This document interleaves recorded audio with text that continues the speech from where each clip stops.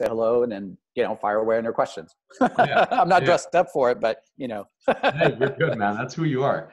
So I just hit recorded. So Okay. Jesse, I really appreciate you coming on. This was a spur of the moment type situation, and your time is valuable. And you and I whenever we speak, we tend to go like, I think the last time we talked for 4 hours, which is Yeah, it was a pretty long time. Yeah. I view you as, like I just said a few minutes ago, you're like my futurist. You're the guy that always is able to see ahead of things, and we're so tied into the tech and into what's coming with the industry that I just wanted to get you on here and have a Sure. conversation. I'd love to, if you'd introduce yourself to the Yeah, guest. sure. No problem. I'm Jessie Beaudoin, so I'm the founder of callaction.co. Been in real estate since 1987, so a little while. Got started online in 1997, doing my own personal websites around mortgage and lead gen and stuff like that. And today I run basically a company called callaction.co, where we help you do more in less time using intelligent sales and marketing automation that bolts onto your existing CRM. So we kind of extend those tools to make you a little bit more efficient so that you can close more deals. So yeah, so that's a little bit about me. And you specialize in real estate, but your platform, as a lot of people know, can cross to other industries. Correct. Too. Yeah, we're based on, the way that we look at it is basically all of the money that's spent in advertising in the world, right? And in the United States, it's about $720 billion a year is spent in advertising. It's really designed to generate 3 types of inquiries: a call, a text, and an email, maybe a Facebook message nowadays. And so what happens is that we consolidate all of those responses into one place, and give you the ability to apply some automation so that you can respond to all of those leads, so that you could scale your lead follow-up and your lead nurture, and have just much cleaner and simpler conversations, all using intelligent automation that gives you basically scale. So that's kind of a little bit what we do. We don't need to get into the specific features, but I will say that, I've been on pretty much every platform, and there's things that you can do with Call Action that are impossible with any other platform. Right. And it's the secret sauce. We go to these national events, and it seems like every single mega team or top producer is using your platform in one way or another. Yeah, there's definitely some use cases there that, we kind of focus on. So, whether it's the distribution of leads or giving basically people scale, that's really kind of what what I believe is our real focus, is giving you the ability to scale through authentic automation, meaning it's automated and it's coming from you. But what we're trying to do is take away the tedium of the business, the stuff that's really repetitious, that's kind of one direction. And simple example, basically, let's say if you're following up with leads, the difficult part with following up with leads is you're going to make probably 10 outbound attempts. You might get a hold of 2 people. So the reality is the average lead, you're going to need to make 10 attempts to get a hold of them. So it's kind of like cold calling. If you have that experience of cold calling, you know that you're going to make 10 phone calls, get a hold of 2 people. So if you have 1 lead, you got to make the 10 attempts to get a hold of those 2 people. So what happens if you start generating, let's say 100 leads, and you got to make 8 to 10 attempts to get a hold of each one, all of a sudden that becomes 800 to 1,000 outbound attempts to follow up with a lead. And that just doesn't scale, right? So right now we have people that try and outsource that to third-party companies, but the problem is the consumers want to talk to you, not to a third party. And so we try and give you scale to get rid of that tedious work. So that's the do more in less time, so that you can really focus on having conversations. Because at the end of the day, that's the only thing that really matters, is having conversations with customers and moving that relationship forward, because each conversation that you have builds trust and relationships. So totally. I think one of the coolest things about your platform is the ability to go drip to drip. And I haven't seen a single other platform that can do it.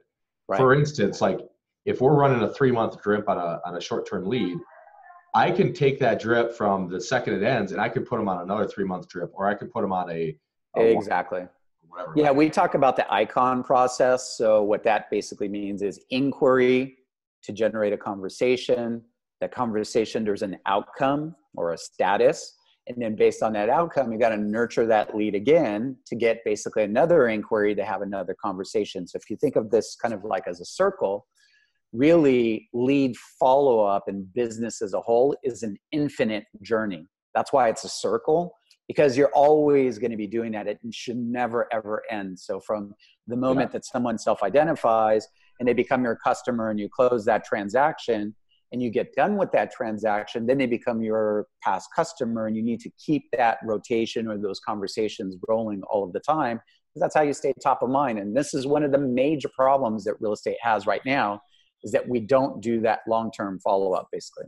So, and that's why, 50% of people or 60% of people say they'll use the same agent, but it's only like 8 to 10% of people actually do. So that's the biggest issue that we have there. So. Well, and you nailed it on the head too with texting. So the texting comes from, it basically comes, let's say I have 10 agents, it comes straight from each agent's phone. Correct. And when the person responds, it comes back to that agent's phone. So you don't have to continuously, transfer the lead around and. Right. The transition between conversation from automation to human is completely seamless. And that's when you can kind of flow back and forth. That's where really the benefit is. Because if you have some kind of person that's kind of third party in a way, or some other automation, if you have to do a handoff and then start the conversation over, you might as well just be a cold call again. Because the reality is you're going to make that outbound outreach. They don't recognize the caller ID, and you're really kind of starting over. So that's what we try and solve through a call action, and try and keep that communication very seamless with one phone number. Because what happens is they develop a trust when they see that caller ID. They know what to expect, and that's what we love, right? As we love certainty. Totally. So. Well, yeah, you have a great product, no doubt. But the other part of this is that you have an outlook on the market that's different than anybody else. And I've sat in dinner tables with you around, with mega producers who also know the market and know what's going on. And when you talk, like, people literally don't say a word; they just listen. Maybe I talk too much. No, and so I want to touch on a couple of those topics because I want to hear what you have to say about it. Okay. And it was quite convenient actually today. You were one of the people that broke the news about the class action lawsuit, the antitrust, that has to do with actually a broker here in town, and a situation that we're all like super close to being involved with. Correct. Do you mind touching on that and just kind of? Yeah, I mean, I kind of shared the news, not to try and scare people or do anything like that. But, when you read what the lawsuit is about, or this class action lawsuit, there's a couple things that make it different. Foundationally, what it's doing is it's basically talking about the relationship between an NAR and local MLSs, where we basically, as the real estate agent, post the properties up for sale. And so the concept that they talk about is that there might be an antitrust thing there, because you have to follow NAR rules in order to be able to post onto the MLS. And then an MLS is requiring that you display basically a compensating agent's other agents' compensation. And that's in a quote unquote, non-negotiable, because it's kind of displayed out there. Mm-hmm. If you look at some of the rules that are showing on the class action lawsuit, all that I'm trying to tell people is, like, you should read it, understand it, because the firms that are involved in this particular case, they've won hundreds of billions of dollars in other cases. So this is not like a high school ambulance chaser that is just trying to basically shake the leaves and get, a couple of dollars to fall out. This foundationally can change the future of basically real estate, because what it's really trying to attack is, how is compensation disclosed to the public, and what can they do about that? And so what, if you kind of think really big picture, is if this went sideways, what it might mean is the separation of that commission, maybe buy side and seller side, will be totally independent of one another and disclosed in that way. And if there's damages that are filed, most companies that are going to be faced in this probably won't have the bankroll to pay for those damages. So in all essence, it might evaporate everything. We might be back at ground zero, and it might leave basically an opening for some kind of platform that comes in that is non-MLS not kind of part of NAR or influenced by NAR, but just purely an advertising platform to say like, here's a property for sale and that's it, you know, and that could be a Zillow, it could be, you know, it could be any platform that's coming out there. So I think foundationally, that's the thing that we need to be aware of. I try to bring it to people's attention more so because, you know, when this gets some legs in the news, people are going to start talking about it. And what's going to end up happening is if you've done a transaction in the last 5 years, these class action lawsuits are probably going to go after and aggressively marketing those people to get them to join into the action, because the more people that are into the class action lawsuit, the more weight that it has. So because it could show, you know, more people basically being affected. And if that's the case, more than anything, what's going to happen is you might have your old customers kind of circling back to you and start questioning you about this. So I think it's important, first and foremost, as real estate professionals, to understand what's there so that you can have an intelligent response when your customers start questioning you upon, you know, what this means to them and should they join it and so on and so forth, because you have to be a little bit careful, you know, in terms of what you might be talking about there, because this is legal issues and you still, you know, in a roundabout way, have some responsibility to try and give a politically correct answer without seeming too one-sided, because if you take one side or the other, then the consumer is going to feel that, right? And so you have to be able to display kind of a neutral response is what I think, in a way that is professional. And the only way you can do that is if you understand what the case is about to begin with. So, yeah. And what I'll do is I'll include a link in the description of our video here, just so people, if they want to go and read it. Yeah, read the case. Yeah, just go read the case, because it is super important. And if those, if our clients circle back, or even our future clients, they want to talk about this, it's a big deal. Exactly. So I would do two things, and this is my recommendation, and I posted this in a couple groups, is A, read the case, figure out what they're really talking about, and then go to the attorneys' websites that are running basically this class action lawsuit and look at what their marketing is to try and attract basically the customers. Because, you know, any good example I always like to use, right, is a catcher of a baseball team studies all of the videos of all of the hitters, right? Because he needs to know who his competitor is or who his enemy is in that moment of the game. And it's not because, you know, he hates that person or anything like that. He just needs to be able to anticipate what that person is going to do. And when they can do that, it makes them a better catcher so that they can coach basically the pitcher on telling him where he should pitch.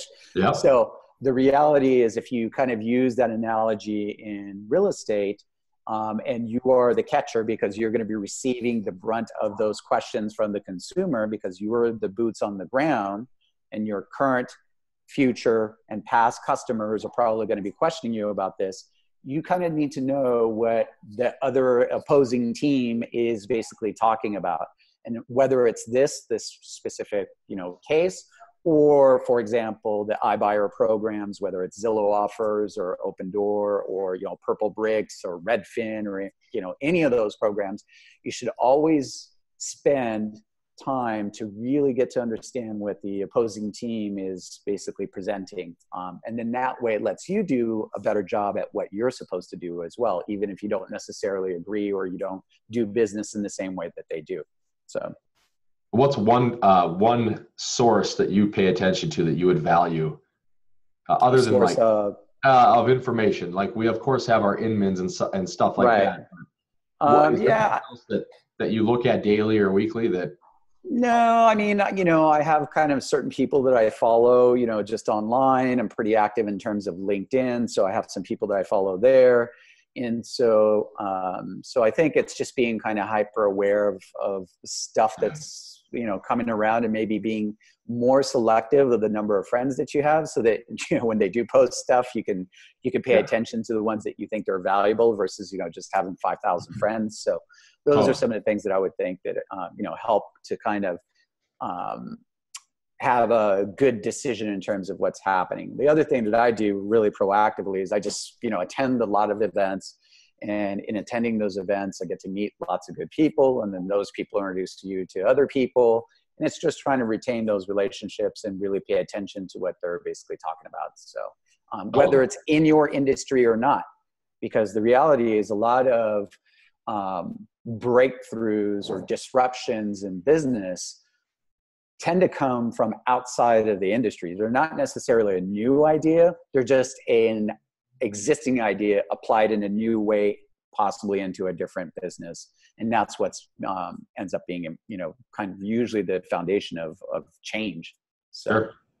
Well, this also brings up a bigger point, not necessarily bigger than the MLS as we know it changing, but what does this look like for the future of buyer agency? I mean, honestly, with so much change going on, right? Like you can go up to an open door house right now and type in a keypad and see a house yourself. Right. You can essentially make an offer online for properties. What do you see happening? I mean, you've seen almost every other trend. Like, I think right now what I'm trying to do is pay maybe a little bit more attention to how things are done in, different countries, whether it's Australia or Europe or in stuff like that, because their compensation model has always been less than ours. And so I think trying to learn that's a little bit early for me to really give some true opinions on some of that stuff. But, I do think it's going to be separated. It's not all going to be tied into the same original compensation structure. Might get separated. Now, does that mean that the buyer's agent is going to pay for the representation? I don't know, because the reality is most of them are already just kind of scraping together the compensation for the down payment, right? Does that mean that the mortgage industry is going to change so that it gives us the ability to maybe finance the cost of doing those transactions as long as the property appraises, and it becomes kind of like a seller concession, right? So I think there's lots of different ways that it can go. It's kind of early to really make those, to really have I think a thought that I'm super comfortable in terms of saying, like, this is what I think is going to happen. But one thing that I am fairly certain about is that in the next 5-10 years or so, it's probably going to change from where we exist today. And so just keeping a pulse on that and being aware and maybe, looking all around you for other examples of things that have been impacted or changed is probably going to be pretty important. Yeah, I totally agree. I also think that, it's like on the selling side, Zillow and Open Door are not going to take our jobs. The top listing agents are always going to stick around. The top buyer agents are always going to stick around. It's all about the value you provide to the client. Right. And if you can do it at the highest level, your job is safe. But if you're doing it at the lowest level or part-time, it might be a different story. Yeah, what I think the basic of real estate changing right now is this. I mean, there's lots of money coming into the space. The reality is that real estate is no longer going to be a hobby. Like, people are going to take this really serious. No different than if you wanted to come in and buy a restaurant franchise, you're going to have to come in with a sizable investment, pretty big commitment to get into that business if you want to take it really, really seriously. Because right now, with real estate, you can walk in $1,000, get your business cards, buy some software, pass your license, and year number one, you can walk away net, $250,000. And a traditional business model, if you think of a real business, for them to, let's say, net $250,000 to the owner of that company, most businesses are operating on like 10 to 20% profit margin. So, I mean, you're talking a business that's doing $1 million a year, maybe even more in revenue to generate that kind of net profit. So, and this is what's difficult, I think, for most of the real estate community right now, is the fact that this is starting to get serious and it's starting to be a real business, and the repercussions of playing in the real business space means real investments, means real responsibilities, and taking these things very, very serious. And, real estate is an asset, right? It's like stocks. So if you think of a stock trader, the licensing requirements and everything that they have to just be able to trade stock is significantly higher in terms of licensing requirements and everything else than it is in real estate. But yet real estate is the largest asset class in the world, worth trillions and trillions of dollars. It's the largest transaction for the consumer. but yet it has the lowest level of licensing and kind of commitment for people that are trying to get into that business. Now, this is great because it creates opportunity for really motivated entrepreneurs. But at the same time, you know, a lot of people that are in this business right now may not necessarily, probably shouldn't be in the business. Not that it's anything against them or anything like that, but, you know, they need to be serious enough kind of going forward. And I think that level, the bar is just going to continuously be raised by either teams or brokerages or new companies that are coming in and trying to change that model because they are taking it significantly more seriously than everybody else. You know, whether it's an open door or something like that, that's really trying to change the essence of the real estate transaction. So, totally agree. I totally agree. Yeah, it'll be about doing scale. Like the days where a real estate agent can do, you know, 6 deals a year and have a nice, happy life and make more money than if they had a regular job. I think those days are going away. What I think is going to end up happening, the real estate agent will always be central to the transaction. But the difference is that you may not necessarily be able to do 8 deals a year and make $100,000. You might need to do 60 deals a year. But what will end up happening is technology gives you scale to be able to do those 60 transactions. And with less effort. Yeah. With less effort. Yep. So if you take the example of, let's say, pre-Zillow, right? 10 years ago, 15 years ago, how many real estate teams or real estate agents or brokerages, for that fact, were doing 500 to 1,000 transactions a year? It was very, very, very minimal. Mm-hmm. When technology came in, and let's just call technology Zillow. So basically we had this ability to have a volume button to generate leads kind of on demand.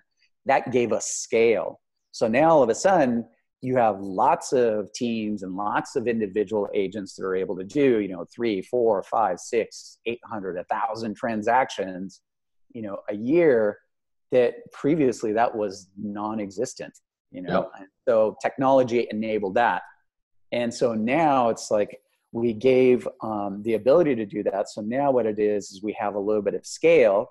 As everybody has the same access to scale in terms of technology, then what happens, you start to compete on price. And this is that technology curve that we talked about. It's efficiency, scale. Once everyone's at scale, then you compete on price to basically pick up market share.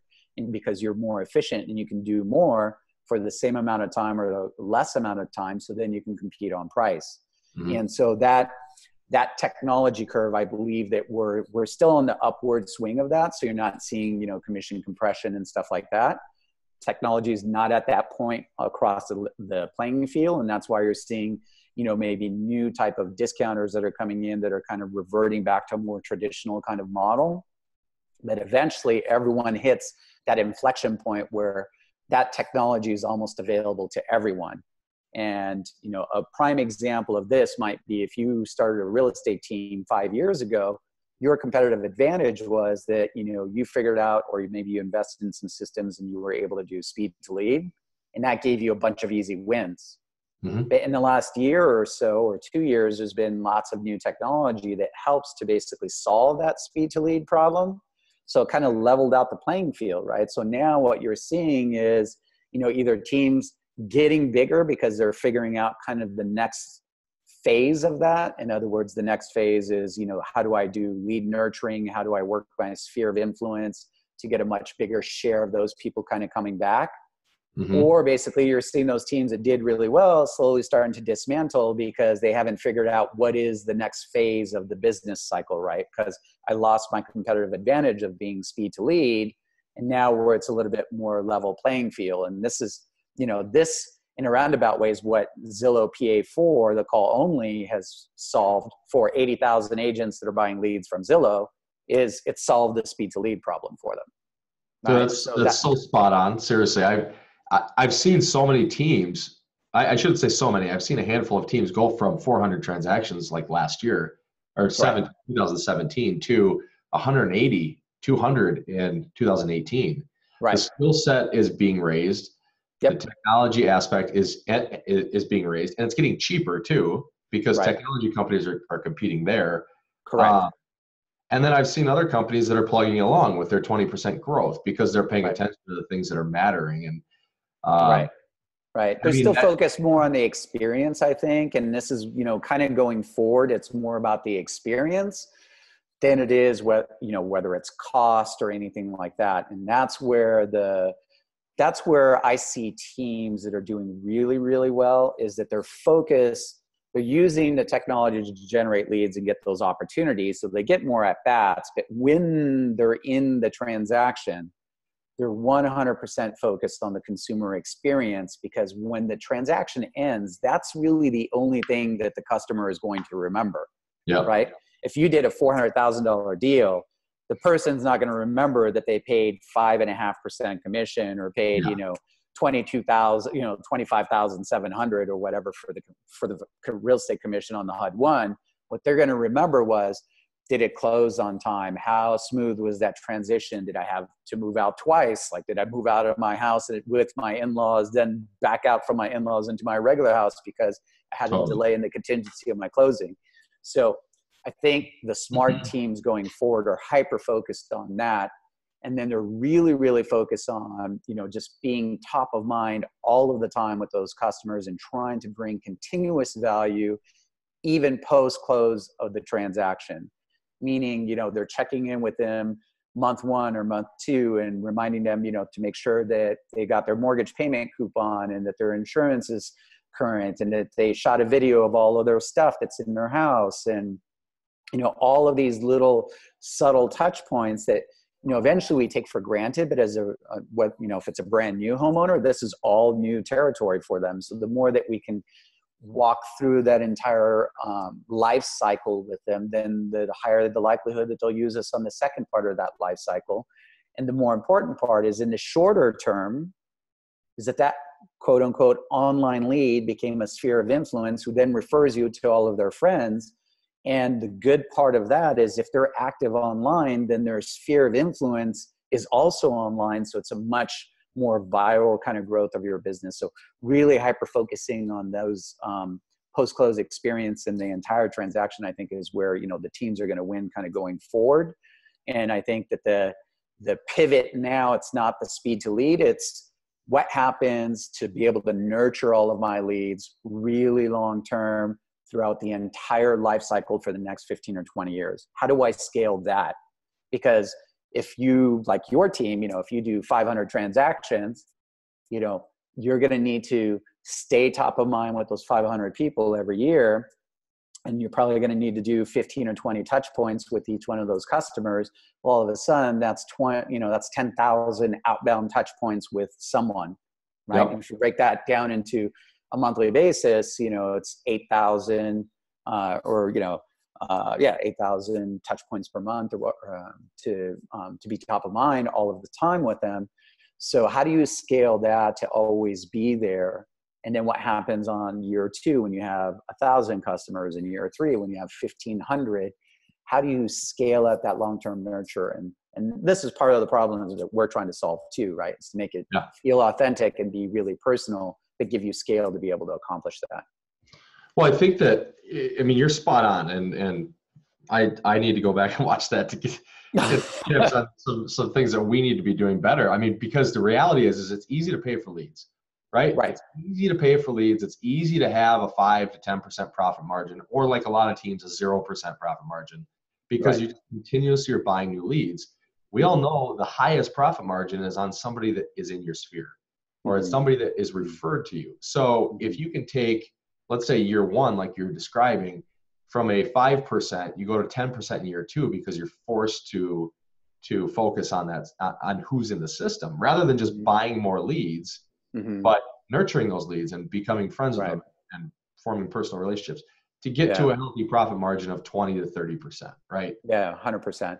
And I think, one big mistake that I see with a lot of people, they close the transaction, and then what happens, they don't stay top of mind that next 6 months. Like, maybe they check in one time, they do one pop by, and then they think like, oh, this person's not going to be ready for, 5 years or 6 years. And this is where like that relationship gets away from them.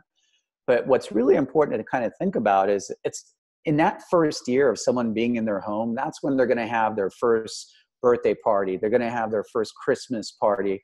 They're going to have all of these first in that home. And you want to be part of all of those first, because a lot of times it's going to be first for all of their friends and family also in that home. And these are the referral opportunities that are there. Like, imagine the first Christmas in someone's home when they invite, 20 people or 30 people into their home. They're walking around their home. They're proudly displaying this new place that they have, moved in and decorated and did all these things. And they're going to, it's going to influence their friends to start thinking about, wow, maybe I should buy something else, or, I'd love to live in this area. And this is where it's important for you to be totally top of mind, is, around those kind of first opportunities. And this is why we, one of our campaigns revolves around holidays. And so what we try and do is we try and reach out to everyone that's in your book of business through our platform, a little bit, either if it's a 3-day weekend, the day before the Friday before that long weekend, so that, that way you're top of mind going into the weekend when they're having those conversations with people. And then a couple days before the primary holidays, if it's something that falls kind of midweek, again, just so that you're very, very top of mind with those people. And we find that, that does a very good job in terms of re-engaging those leads and basically creating a sphere of influence referrals. And so it's important for us to be really cognizant of that first year of what that feels like. And I always think that, when you've been in real estate for a little while, it's kind of like being a doctor for a really long time. Like, your bedside manners might get a little bit worse over time, and because you just take the transaction for granted because you do it for a living. But the reality is, for that consumer, it's so stressful and so important. And, we need to focus on our bedside manners and being maybe, raise our emotional intelligence a little bit to be hyper-focused on those people. And it doesn't take big things, right? It takes little things. So it's not about completely re-engineering your business. But, if you think of a hotel, for example, a classic example, if you walk into a Motel 6, like, they're going to say, you want a room or whatever. Yeah. If you're at the Four Seasons, the reality is it's still 4 walls and a bed. It's still the same thing. Maybe it's in a nicer area, but what's the difference? The difference is maybe when you walk into the door and they look at your stay history, basically on their CRM system when you're checking you in, and they go, hey, Mr. Beaudoin, welcome back. How was your last visit here 3 months ago? Do you want us to still deliver to you the LA Times in the morning? Like, those 3 little tiny touch points, knowing what newspaper I'm in, when the last time I visited, and calling me by name, people will pay lots and lots of money extra for that experience because it makes them feel special. Right? Totally. And that's what we need to be able to deliver, as far as the real estate experience, because it's such a big part of everyone's lives. So. Totally agree. Let's kick this right back to lead gen, because this is where I respect you greatly, just kind of your insights. I've told a few people that are close to me that I think that the iBuyer model might be our first opportunity at real seller leads. And what I mean by that is that, let's say Zillow, let's say Open Door, because they came into our market first. They make 10 offers, right? Maybe only one person is going to accept that offer, but they have 9 other hand raisers that said, I'm interested in selling my home. I want to know what it's worth. If they're able to figure that system out and get those to real estate agents locally and charge a referral fee, do you think that this is potentially the best seller lead that we have ever seen to date? Yeah, 100%. I definitely think that, they're identifying them bottom of the funnel. So there's I'm going to call it the home valuation. So this is basically home val 3.0, right? So there was home valuation 1.0, which was Brad Inman's Home Gain. Okay. So Home Gain, when it first came in, it said, hey, we have this website, find out the value of your home. People would fill out a form.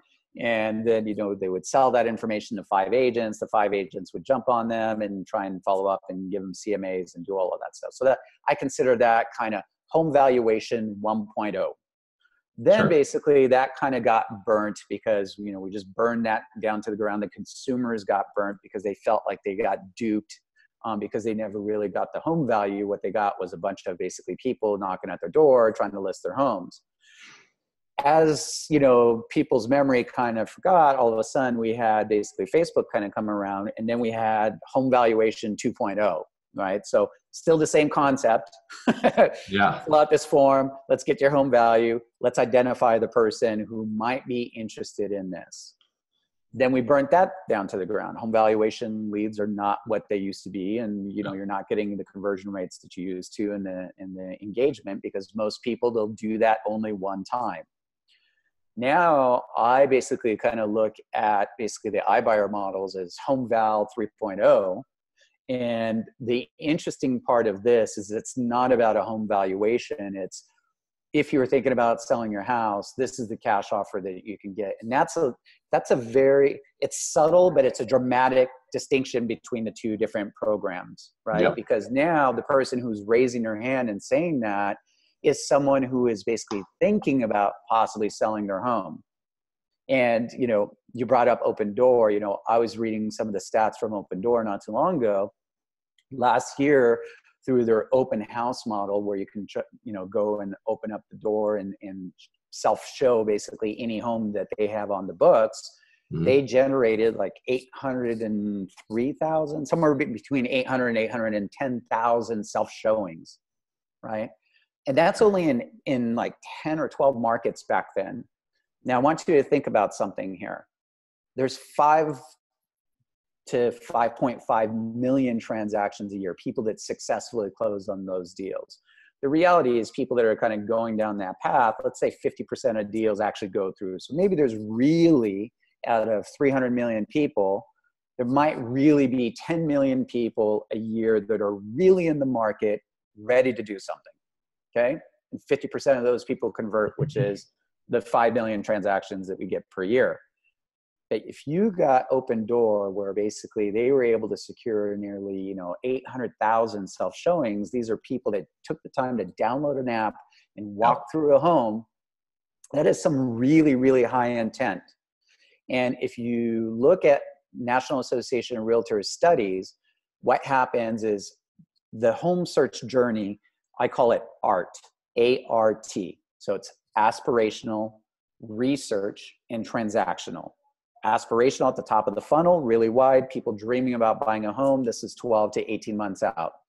Research phase, they're like, I'm kind of serious about it. They start calculating mortgage payments. Maybe they check their credit. You know, they do those kind of, that type of research. They start educating themselves about the process to figure out if they can do it or not. If you look at their home search starts to kind of compress in terms of price range and locations and everything else. At that bottom of the funnel, that transition between research to transactional, that jump is when they get into the car and physically start driving around and looking at properties. And that usually starts with looking at an open house or two to feel confident of, hey, what does $300,000 buy me in Minnesota? Like, that was kind of an example, right? Because they might not necessarily know directly, and then you're going to start visiting different locations. But what Open Door has been able to do is identify those people at the top of the transaction funnel, but near the bottom of the entire search journey at scale, in a way, maybe even better than what Zillow's done, right? Because now they have the correct information, because they have to use their Facebook login to get access to the app. You know, they can track basically the patterns of how many properties that they're looking at, so on and so forth. And as far as I know, Open Door has not even touched monetization on those 800,000 leads yet. Totally. I know. It's there'll be a big opportunity there. I think what they're all trying to do right now, you know, they have the ability to obviously generate a lead. And I think Zillow had over 1 million inquiries of, you know, buy my home now. But what they have failed, well, they haven't failed, but what they haven't gotten to yet is, how do you take somebody from an inquiry to an actual lead? Because that person could jam that, you know, show me my offer now button, and they can just go rogue for like a year. So I think it's going to be important to track how that person is going through the system. But then I think that the agents with the best follow-up and the attention to the detail there are going to profit the most. Right. I think the big difference fundamentally between, like, let's say if you take Zillow and Opendoor, like Zillow to me still feels home value 2.5, right? Meaning in a roundabout way, it's still a pretty big lead gen play, right? Person fills out the form. You know, the form basically says that we're probably going to have a real estate agent contact you, or if you do accept the offer, we're going to have a real estate agent go out and review the property and so on and so forth. Versus the Opendoor that transaction feels a little bit more like magic, basically. It feels more like, if I fill out this form, this company is going to come out and buy my stuff, right? And make that a little bit more seamless. So I'm really curious to see the difference between those two, because I don't think that people are going on to Opendoor as much and submitting that offer at the scale that they are on Zillow, because on Zillow, they've already kind of set the groundwork for this with the Zestimate, right? How many people are, looking at their Zestimate all the time? Yeah. And that's a curiosity thing. So it's almost like aspirational, top of the funnel. I feel like the Opendoor lead may be a little bit more bottom of the funnel, more research transactional, versus Zillow. I feel like it could be anywhere in that entire journey. Like it could be at the very top of the funnel, aspirational, and they're like, I wonder what I could sell it for. What's it going to be worth? Yeah. Like what? And then all the way down funnel. And where I think it's going to be important for them is going to be that balance of the execution of identifying the lead and trying to distribute those opportunities maybe to the real estate community. I think that's going to be the make or break right there, basically, because if it reverts back to, home value 1.0, where you're going to have 5 agents knocking at your door, that's going to be counterintuitive. And I think that's going to work against Zillow really long term. And this is where I think, Opendoor might be a little bit more patient and kind of methodical in terms of the way that they're trying to do it, because they seem to be wrapping all the ancillary services and really trying to deliver the experience kind of end to end. So, yeah. You were one of the guys you were the one that showed me Google search results and how to find out how many people are searching. Don't people Google Zillow more than they Google like first-time home buyer? Oh, yeah. What was the stat on that? Yeah, so I don't have the exact stat, but I have some charts that, normally I kind of pull up. So if you go to Google search trends, so if you just type in Google search trends, it's going to pull up a chart in there. And you can just put in the keyword Zillow and then put in the keyword real estate, and it's going to graph the difference between the two. And it's going to show the estimated search volume. But the reality is that the keyword Zillow is kind of like Xerox, right? It's jumped the shark to be synonymous with the word, with basically real estate. So Xerox copy is nothing more than the name of the company to describe a photocopy, but we call it a Xerox, right? So once a company reaches kind of that momentum in time, their branding has been so strong and that trust level is so good that that's what people create that association with. So if you chart that, Zillow's like, if you compare the word Zillow versus Realtor, it's something like 3-to-1 Zillow versus Realtor. If you put in the word real estate, it's maybe like 2-to-1. But basically, back in about 2005, keyword searches for the word Zillow versus real estate and Realtor, that's the point of inflection where, it surpassed that and it hasn't stopped. It just keeps basically, hockey stick in top left. So I like looking at that stuff and I appreciate you showing me. Yeah, no problem.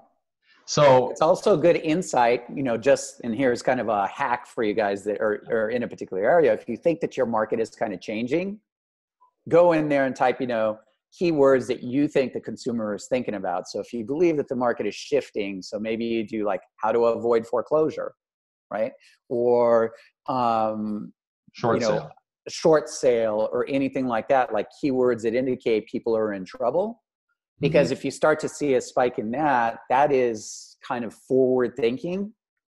Because what you search in the internet is really subconscious more than anything else. A lot of times you're going to search stuff that you've never even told anybody, right?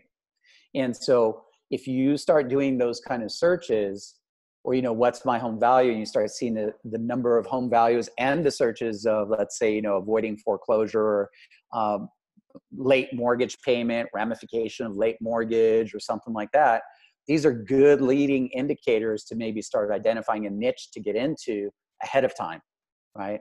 Or let's say if you do searches for, how to sell my parents' home, right? Because now if we think that 53% of homes in the United States are owned by basically baby boomers, and those baby boomers are starting to, they're hitting about, I think, an average age of around 70 right now.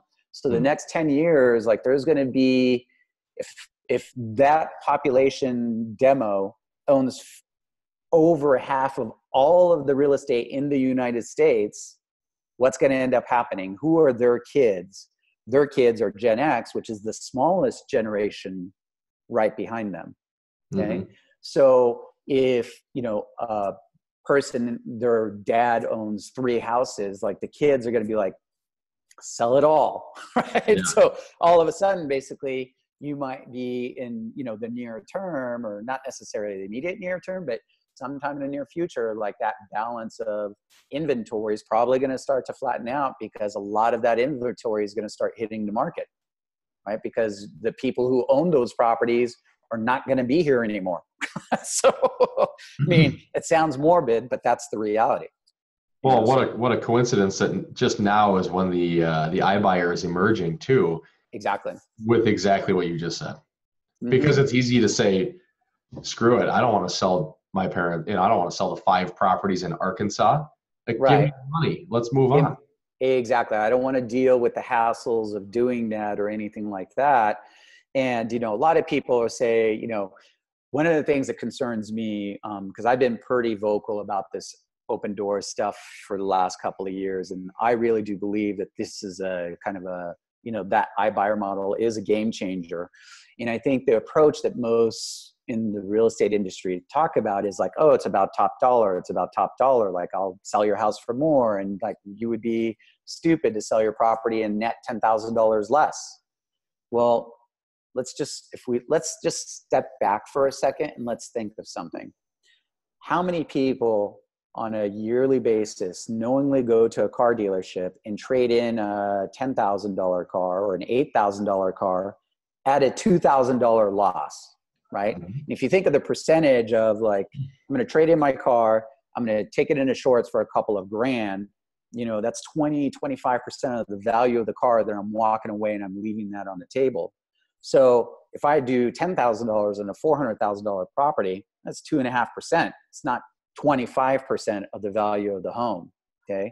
And the reality, as much as the real estate community can say, I'm going to give you top dollar, what you need to look at is most listings sell at like 97 to 90% of list price. So the reality is, although we think we can get X, we usually get a few percentage points below that. And then when you tack on, traditional kind of real estate compensation on top of that, that 8 or 10 or 11% service fee is really almost in a direct alignment with selling with a traditional real estate agent. The exception is that we take away uncertainty, and that people will pay top dollar for certainty. And if you don't believe me, why do we buy insurance? I want to be certain in case of an emergency that something is going to happen. So I'm going to spend thousands of dollars a year in insurance just in case, right? To avoid the hassles, just in case. That's a good point. In a real estate transaction, the reality is, if we are basically looking to make this move that we knowingly know is one of the most stressful transactions on the planet, right? Because there's so many moving parts, so many different people, all of these, a hub and spoke model of that transaction, it's all dependent upon, 100 people all working together, and any one of those can implode the entire transaction.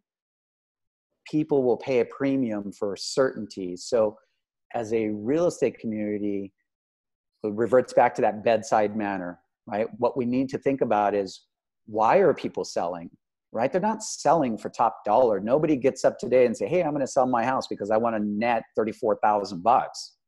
They basically get up and put their house for sale or think about selling their house for sale because they are trying to accomplish the next goal. And the vast majority of the time, the next goal is they're moving into another house. Very rare is someone selling a house and then going to rent, right?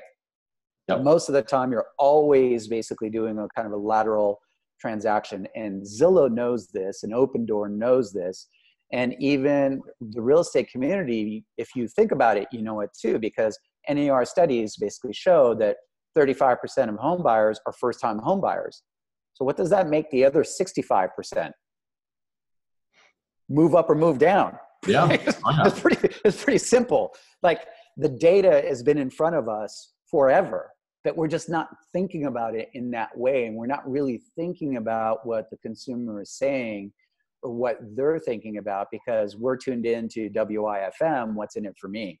So what I would normally tell you, like, there's some pretty interesting things. If you do a YouTube search and you go selling my house to Opendoor, there's a couple videos that consumers have recorded of themselves kind of doing the transaction. And then you start looking into the comment thread. And then, real estate agents are jumping in there and trying to basically tell the people like, oh, that wasn't a smart move. You lost money, you left money on the table. That take the time to read what the customers are saying and what their points of view are, because that's the person that we serve, right? And at the end of the day, the consumer is going to determine who the winner is. And if that's Zillow or Opendoor or traditional real estate agents, the consumer is the one that votes with their wallet. And we cannot do anything to change that, to predict the winner, other than try and deliver the best possible experience and service, because that is really what we provide. Okay? It's not a marketing service. We are creating certainty, instilling trust in them, that we basically can give them that certainty in that transaction and give them the best possible experience in that transaction and help them accomplish their next goal, which is move up or move down or whatever it might be. So it's important for us to be cognizant of that. So that's why I think iBuyers is a very real thing that's going to have some very real legs behind it. Totally. And coming back to the real estate agent, it just proves, the point that you have to be educated, and you have to educate your clients. You have to know what's going on. Like, if you're a real estate agent out there right now and you don't know what an iBuyer is, if you don't know how that process works, if you haven't tested Opendoor on a property in your neighborhood, you're behind. You're so far behind already that it's risky. Yeah, so it's just like, how often right now does a consumer come to you, make an inquiry about a property, and there's tons of real estate agents that get caught with their pants down because the agents actually, or the consumer knows more about the area than the agent does. Right? Yeah. Because the agent is trying to do, they're chasing the deal versus the customer has been spending 12 to 18 months educating themselves about, 10 square blocks. And so they know every single home, every transaction that has basically happened in there. Like, I'm pretty involved in some of these online groups and stuff. And one of the groups I was looking at, when the new PA4 program where, Zillow's doing a live transfer on a phone call, the agents, I was listening to some people and they were complaining, they were saying like, I'm not prepared for that particular phone call. Like, that consumer is going to ask me some questions that I don't know of. And in my mind, all that I'm thinking is, what zip code you're buying the leads in? Like, how difficult is it every day to log into the MLS, see what the new activity is in your zip code that you're buying, so that you could be scripted? Because it's not like there's 5,000 homes coming in one zip code. There's 4, right? Yeah. Yeah. So at its very core, if you listen to this kind of commentary from, some of the real estate community that's out there that's complaining about these little tiny things, the reality is maybe you shouldn't be in business, because you're not even taking the time to like figure out the basics of what you should be doing. Because if you're a real estate professional, part of what you should know is what your market is doing. And if you're buying leads and investing in a very specific market, you better damn well know what's happening in that market. Because if that consumer calls you and they're smarter than you, where's your value? You've diminished your value. You've already gave them ammunition to not value your opinion, because you don't have an opinion because you didn't take the time to study. Right. And this is a very big problem in our industry right now. Yeah, the consumer wants somebody that knows what they're talking about, and they also want to have options. That's the big thing. If I'm buying a car, Yep. I want to have as many options as possible. I don't want to be forced into something. I don't want to have one way of doing it. If I go to the car lot and, Jessie says, hey, you got to sign this piece of paperwork that says you're going to work with me. Right. I'm going to say, dude, what are you even talking about? Right. Like, you haven't even gained my trust yet. So yeah, I mean, I think there's a lot of things that are just wrong with this industry, and disruption happens because of that. Right. And now it's our job to pivot and adapt and learn and then educate our clients. Totally. Yeah, and one thing that I will say, your car lot example is such a good one, and it's one that I sometimes use. Is lots of agents are like, oh, Zillow's trying to replace us, and everyone's trying to do this, and like we're going to be out of the business. Well, I'm going to just think about this for a second, right? If I go to one car lot and I'm looking at a 2020 BMW 325i, IS that's white with a tan interior, and it's the IS Sport package with heated seats and mirrors because I'm in Minnesota, right? That car is the same on every single car lot. Yeah. It's the same car everywhere, right? But yet, to this day, the car being the same everywhere, the information available everywhere, there are still car dealerships everywhere, right? And in fact, I think the last stat that I saw is that 65% of cars are actually purchased on the car lot still. So why are we worried about, a big company coming in and trying to, take us out of the business, because the car dealerships are not worried about it? And if every home is so individualized, that basically means that they're going to need someone that's going to help them walk through that transaction, let them into the door.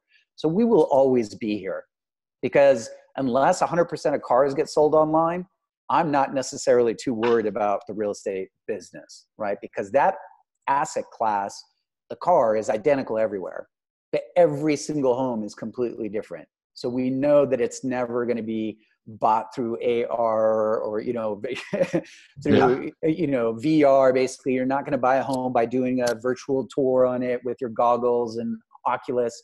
You want to walk into that particular home, smell it, touch it, feel it, get the energy of the space, listen to the sounds, see how the light comes through the window. That is never going to change. Now, are we going to get compensated 3% to open the door and let someone do that? Maybe not. Maybe we'll get paid a flat fee per showing, right? But if you're doing hundreds of those showings and you're able to still make above quality living, then what does it matter, basically? Because most real estate agents making 60, 70, 80,000 bucks a year. So even if they ended up working for a bigger company and making $200,000 a year, but they're just doing transactions at scale, is that necessarily bad? Probably not, right? Because goals. Yeah, totally. So that's the way that we need to be realistic about what we earn in this business, basically. And I think that's that these little kind of touch points are stuff that that is just over time is going to change, because the consumer at the other end is going to go like, wait a second, I bought the house that was worth $200,000 and I paid $12,000 in commission. Now you're going to do the same exact amount of work, but my house is worth $600,000. Now it's going to cost me $36,000. Like, just try and justify that. Like, if you did the same transaction with the same person twice,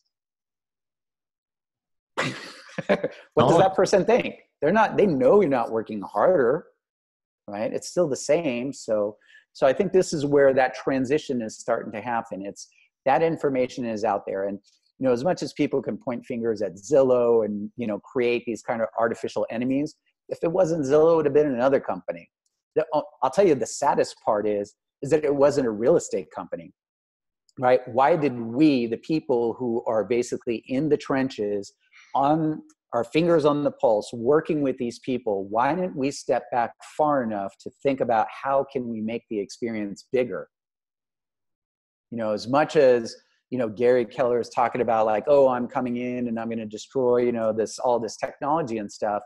and proclaiming to be basically the game winner, that the reality is that if we were that proactive and really thinking about that, this should have been stuff that was done 10 years ago or 15 years ago before basically Zillow or anybody else did it, right? So the people that are moving and changing this business are stepping back from it long enough to take a look and trying to understand what the consumer wants and putting the consumer first and tailoring and creating experiences so that that consumer reaches the aha moment, right? Because when we have aha, that's when we start referring people. And that's when people feel the value, right, of whatever they're paying for. Totally. There's still restaurants that can charge, thousands of dollars for a meal for 4 people. And then there's cheap restaurants. What's the difference between the two? Yes, there's some quality in the food and stuff, but it's more the experience. It's the sum of the whole. It's not the one thing. So we need to start thinking like that and really put ourselves in the eyes of the consumer and what is their experiences, because we ourselves are consumers.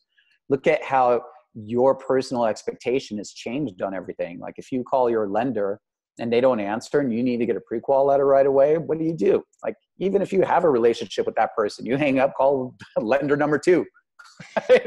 And you know that guy or that gal, and you have a relationship with them, and you still cut them off at the knee. So why would a consumer do anything different? It's just that technology has fundamentally changed the way that we're wired, and we want immediate gratification and amazing experiences. People are not comparing a Century 21 experience versus a Remax experience. They're saying, why is this experience? Why can't I have the Uber experience if I'm buying basically a car? Why can't I have all of the choices like Amazon, when I'm at, whatever store? Basically, we're comparing experiences from different industries against each other. And that's just the reality, is not going to change. Yep. You're exactly right, man. That is some deep stuff, and there's a lot of people that would have to pay a lot of money to get that kind of man. Yeah. As always, you and I always carry on so long, but Jesse, we got to wrap it up. I really appreciate it. Thank you for the opportunity. I appreciate it. So, you want to say anything to close it out? No, I just think that, if there is anything, I just think, step back and focus on the customer. Really what disruption is someone changing the experience that somebody else is going to have. And we are totally in control of that. You control the experience that you give your customers, and nobody else is controlling that. So take ownership of your business, because we are business owners. You're all entrepreneurs. And what happens, you need to start thinking like an entrepreneur and acting like one, and basically taking big swings and taking accountability and responsibility and putting it all, focus 100% on the consumer, because they're the ones that are ultimately paying you. And we're not in an age of like, you could just play defense anymore and try and protect what you have. You actually have to proactively try and break it down and make it better, because that's how we make progress. Because if we're not going to do it internally, or you're not going to do it on your own business, and you're going to sit back and complain, you're going to be wiped out this business in the coming years for sure. So, Dude, I totally agree. 100%.